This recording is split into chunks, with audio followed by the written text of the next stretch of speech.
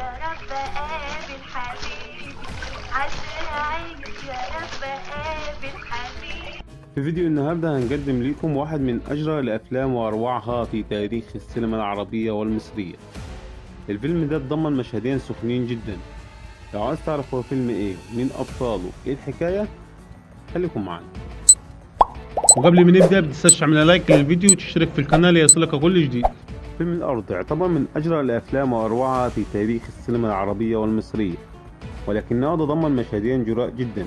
المشهد الأول للفنانة فاطمة عمارة وهي بدون ملابس تماما، أما المشهد الثاني فللنجمة نجوى إبراهيم وهي بتحاول تقيم علاقة غير شرعية مع طفل صغير.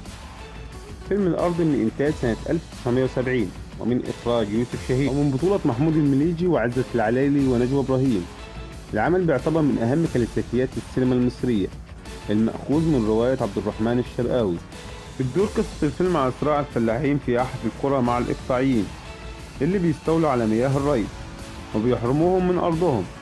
الفيلم ده بيقدم ليك الأرض بالنسبة للفلاح هي الشرف والحياة، وإذ يتحول الدفاع عنها لمرحلة الوجود أو النهاية، وبتكون النهاية في الفيلم مأساوية ولكنها بتعكس روح المقاومة والتضحية.